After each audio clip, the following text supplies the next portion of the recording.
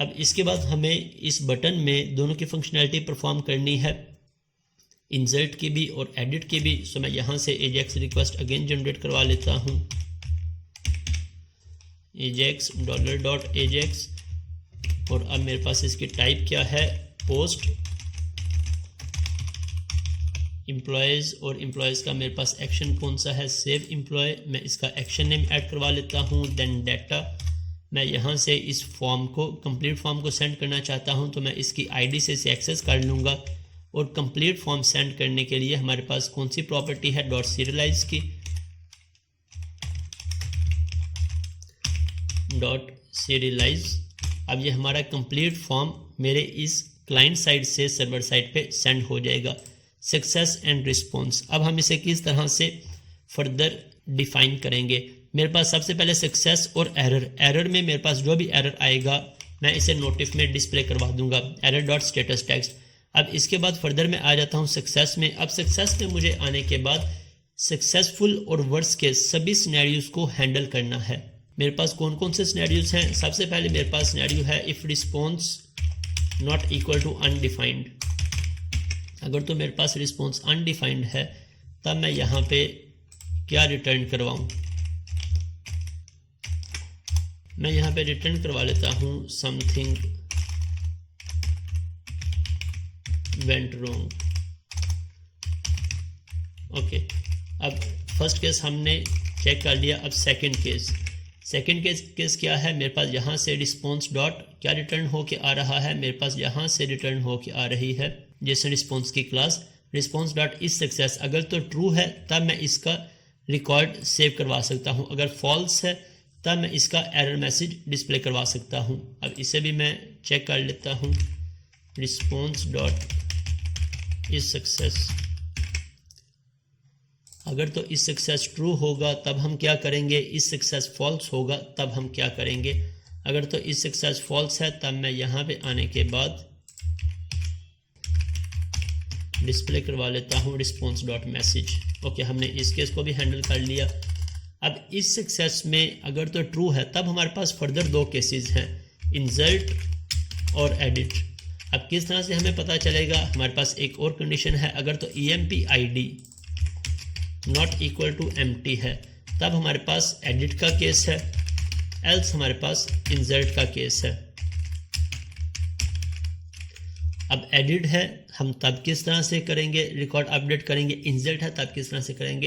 As of now let's say हम इसे insert assume कर लेते हैं कि हमारे पास इंसर्ट का केस है, तब मेरे पास जोन सा भी इंसर्ट होने के बाद रिकॉर्ड आएगा। यहाँ से मेरे पास एम्प्लॉयज़ में मैं कंप्लीट ऑब्जेक्ट को रिटर्न करवा रहा हूँ, इसे मुझे टेबल में ऐड करवा देना है। जो हमारे पास यहाँ पे टेबल है, एक न्यू रिकॉर्ड ऐड हुआ है तो हमें सिर्फ इस टेबल में उस रिकॉर्ड को ऐड करवा देना है। तो इट मीन्स मुझे यहाँ पे एक रो क्रिएट करनी पड़ेगी, where row is equal to, मैं यहाँ पे डाटा ऐड करवा लेता हूँ, रिस्पॉन्स डॉट डाटा। मेरा जो डाटा होगा इस डाटा वेरिएबल में होगा, तो मैं इस वेरिएबल को रीड करवा लेता हूँ। मैं इसमें कंप्लीट रो ऐड करवा लेता हूँ। सेम कोड को मैं यूज़ कर लेता हूँ जो हमने यहाँ पे यूज़ किया था।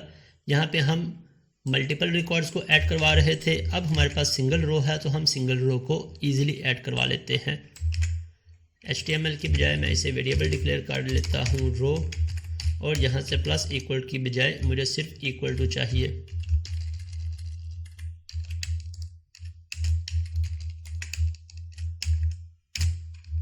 ओके, ये मेरे पास emp id फुल नेम, ये सभी parameters, emp id full name, email, contact. एक बात मैं हर एक सेशन में रिवाइज करता हूँ कि याद रखिएगा, जब भी हम जेसन में डाटा सेंड करें या रिसीव करें, फर्स्ट लेटर हमेशा स्मॉल होना चाहिए। जेसन में हम हमेशा कैमल केसिंग को यूज़ करते हैं, अगर आप इसे गलती से कैपिटल E यूज़ कर लेंगे तब मेरा डाटा कभी भी बाइंड नहीं होगा।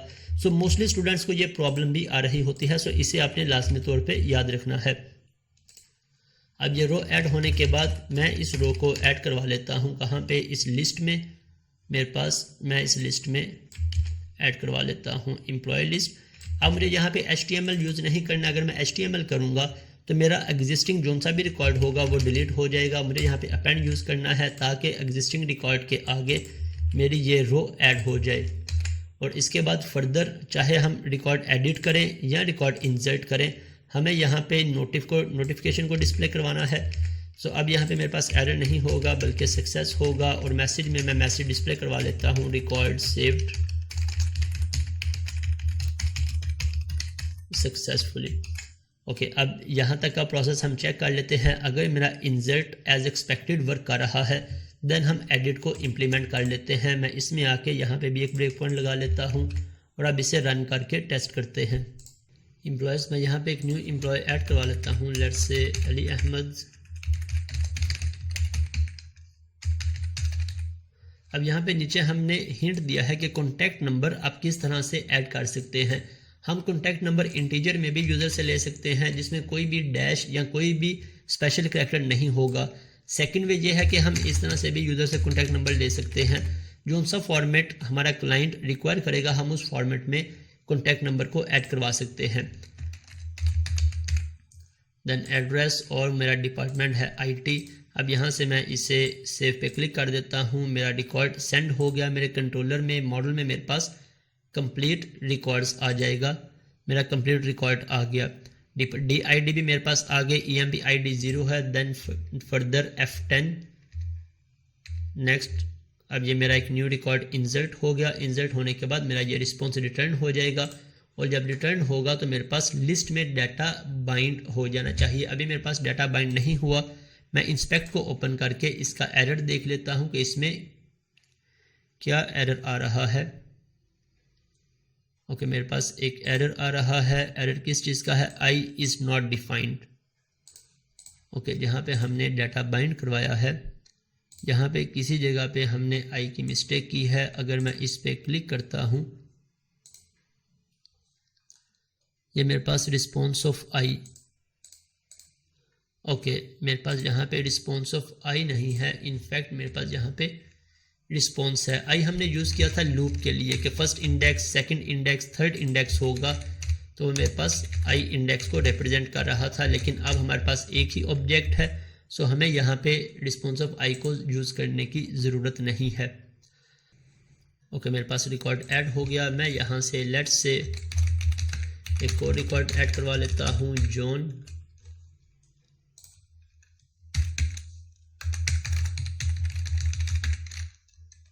एड्रेस और ये भी मेरे पास IT। इसे मैं सेव करवा देता हूँ। मेरा ब्रेक पॉइंट हिट हो गया, मैं इसे कंटिन्यू कर देता हूँ तो मेरे पास मेरा रिकॉर्ड ऐड हो गया। लेकिन यहाँ पे मेरे पास अनडिफाइंड आ रहा है। न्यू रो तो मेरे पास ऐड हो गई लेकिन अनडिफाइंड आ रहा है। अनडिफाइंड क्यों आ रहा है, इसे अब हम फिक्स कर लेते हैं।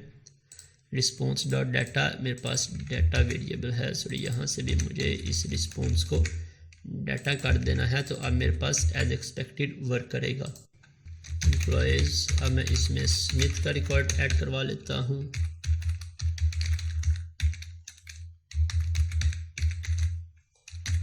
CS सेव, यहाँ से मैं कंटिन्यू कर देता हूँ और अब मेरे पास रिकॉर्ड सेव हो गया।